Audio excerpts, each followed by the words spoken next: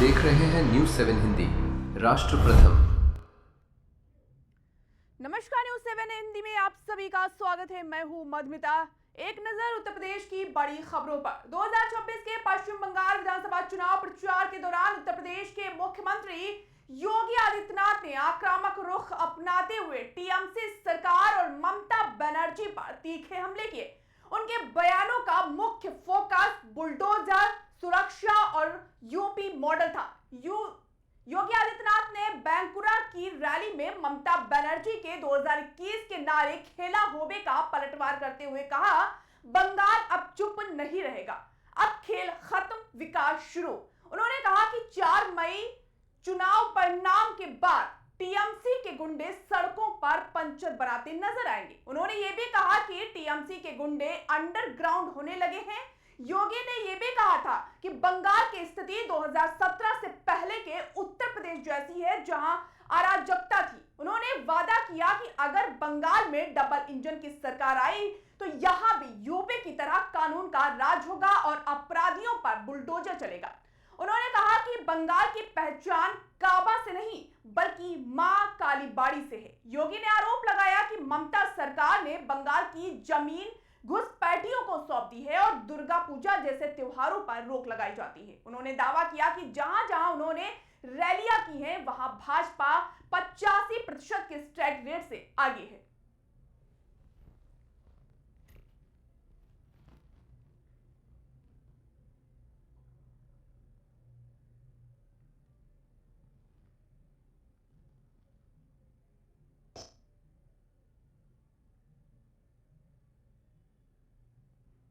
यह अवसर है आपके पास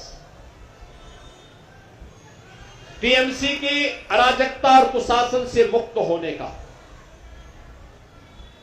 बंगाल के वैभव को पुनर्स्थापित करने का।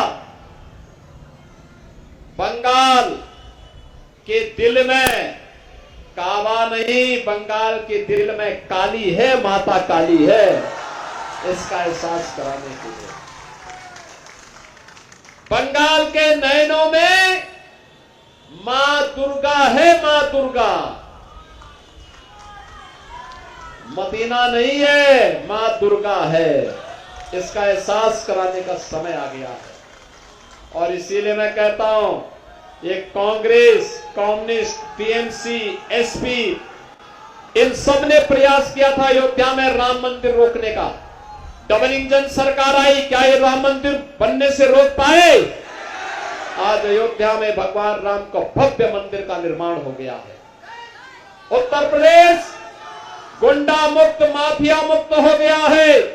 अब उत्तर प्रदेश में न कर्फ्यू है, न दंगा है, यूपी में सब चंगा है। एक्सप्रेसवे बन रहे हैं, एयरपोर्ट बन रहे हैं, गुंडा मुक्त, माफिया मुक्त। और अगर कोई माफिया सिर उठाता है, यूपी का बुलडोजर उसको सड़कों पर, एक्सप्रेस वे पर उसकी हड्डी पसली एक करता है। और आपके बुलडोजर को भी सुनकर के अभी से टीएमसी के गुंडे अंडरग्राउंड होना प्रारंभ कर दिए हैं। और इसीलिए कहने के लिए आया हूं बहनों भाइयों, ममता दीदी जो अब तक कहती थी कि खेला होबे, अब मैं कहूंगा कि ममता दीदी खेला शेष, ए बार खेला शेष, ए बार खेला शेष, उन्नयन शुरू, खेला शेष, उन्नयन शुरू। और उस दिशा में हम सबको कार्य करना है। यह अवसर है आपके।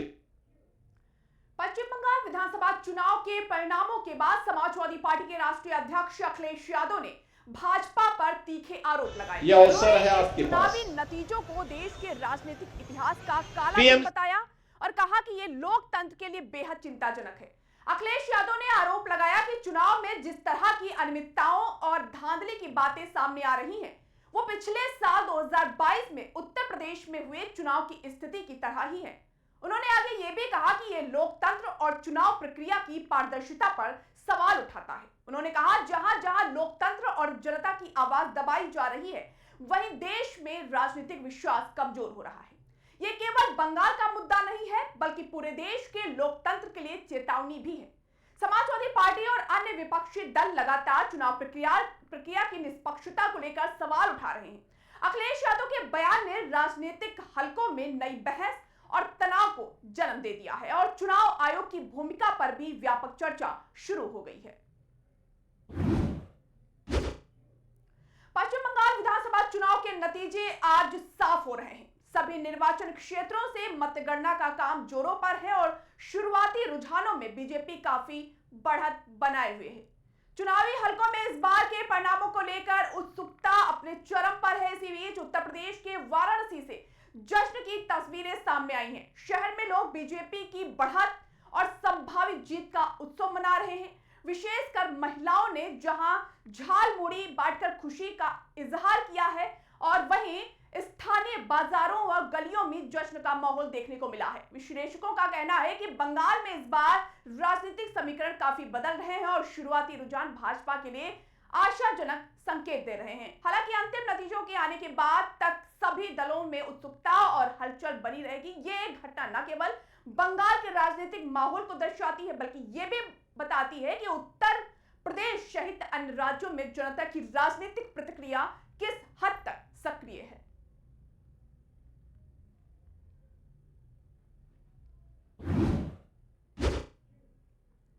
गोरखपुर में आयोजित शिक्षा मित्र सम्मान समारोह में उत्तर प्रदेश के मुख्यमंत्री योगी आदित्यनाथ ने शिक्षा मित्रों के लिए अपनी सरकार के संकल्प और योजनाओं का विस्तृत विवरण दिया।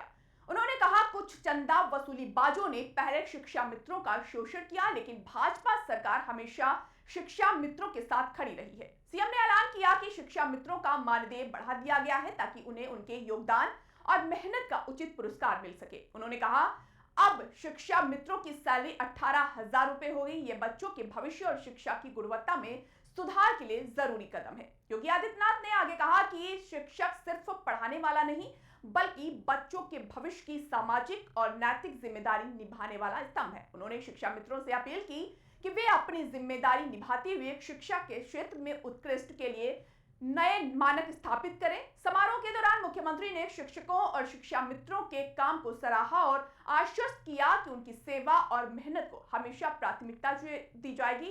इस अवसर पर शिक्षा विभाग के कई अधिकारी और स्थानीय प्रतिनिधि भी मौजूद रहे। उन्होंने कार्यक्रम को और भव्य बनाया।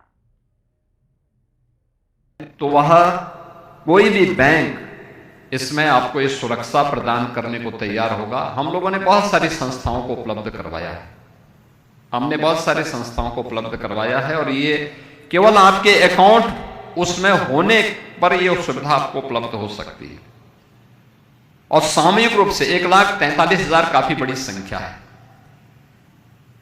शिक्षा मित्रों के लिए सरकार ने पहले भी इस बात को व्यवस्था की है कि भाई उनको प्रयास होना चाहिए कि उनके जिले में और उनके नजदीक के विद्यालय में उनको तैनाती मिले।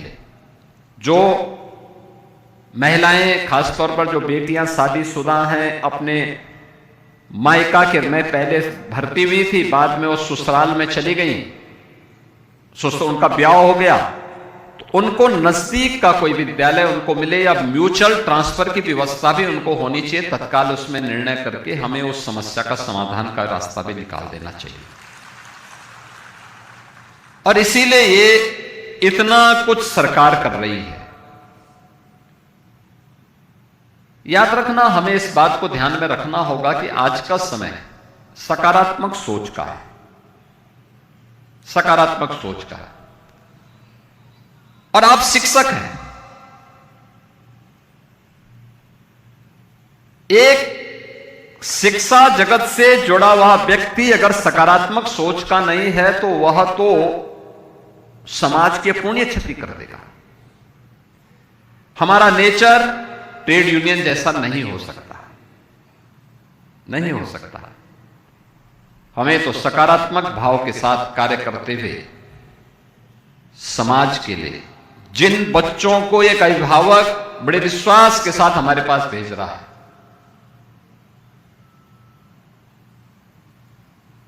उन बच्चों के भविष्य को बनाने की जिम्मेदारी आपकी पर है। अगर आप सकारात्मक ऊर्जा से भरपूर नहीं होंगे तो बच्चा तो उसका न्यू ही कमजोर हो जाएगी, गड़बड़ हो जाएगी। जो जितना सकारात्मक होगा उतना अच्छा परिणाम दे देगा, जो जितना नकारात्मक होगा उतना ही विध्वंसात्मक हो जाएगा, समाज के लिए, देश के लिए खतरनाक होगा। जब प्रधानमंत्री मोदी जी के नेतृत्व में हम नए भारत का दर्शन कर रहे हैं, कितनी मजबूती के साथ देश आगे बढ़ रहा है। हर एक क्षेत्र में भारत ने प्रगति के नित नए प्रतिमान स्थापित किए हैं। उन स्थितियों में सबसे बड़ी भूमिका किसी की होती है तो नींव के पत्थर के रूप में शिक्षा की, और उसमें बेसिक शिक्षा की सबसे बड़ी भूमिका होने जा रही है। जितनी मजबूत नींव आप खड़ा करेंगे उतना ही सशक्त भवन उसमें बनेगा। और मुझे प्रसन्नता है कि गत 9 वर्ष में बेसिक शिक्षा परिषद ने इस दिशा में बेहतर प्रयास किया है।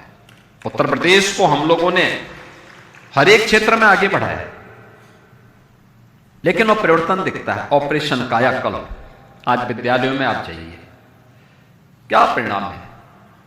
सिचुएशन का लक्ष्य विद्यालयों में बालक बालिकाओं के लिए टॉयलेट, पेयजल, विद्यालय की फ्लोरिंग, विद्यालय के फर्नीचर, विद्यालय का स्मार्ट क्लास।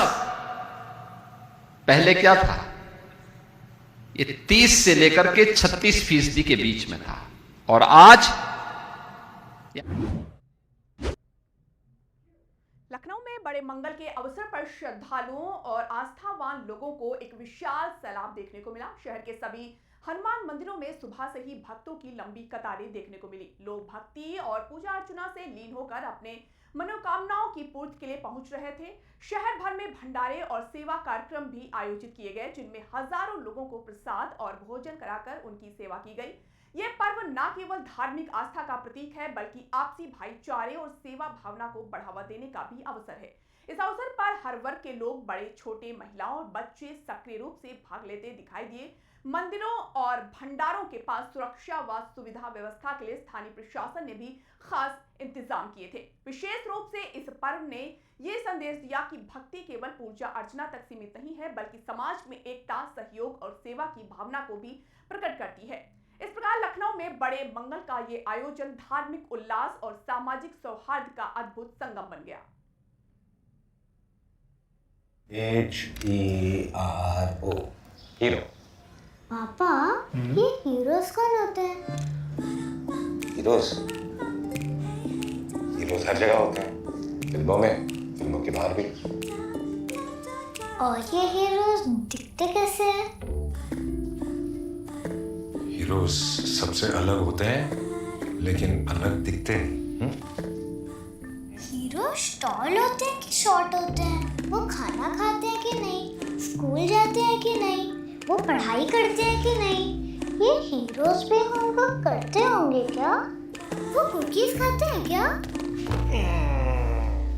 पापा, ये हीरोज करते क्या है? वो आपके साथ रहते हैं और आपको प्रोटेक्ट करते हैं। बाय। फिर तो आप ही मेरे हीरो हुए, क्योंकि आप ही मुझे प्रोटेक्ट करते हो। लेकिन इस घर में एक और हीरो है जो हमेशा आपको सेफ रखता है। मुझे तो कहीं नहीं दिख रहा। हीरोज हमेशा दिखाई दे ये जरूरी नहीं है। वो सिर्फ पर्दे के आगे ही नहीं, दीवारों के पीछे भी हो। गैलेंट एडवांस TMT सरिया, इसकी ताकत बने घर की ढाल और इसकी फ्लेक्सिबिलिटी रखे घर को सॉलिड सालों साल। गैलेंट एडवांस 500D TMT, निर्माण का रियल हीरो। सॉलिड भी, फ्लेक्सिबिलिटी। Gallant TMT।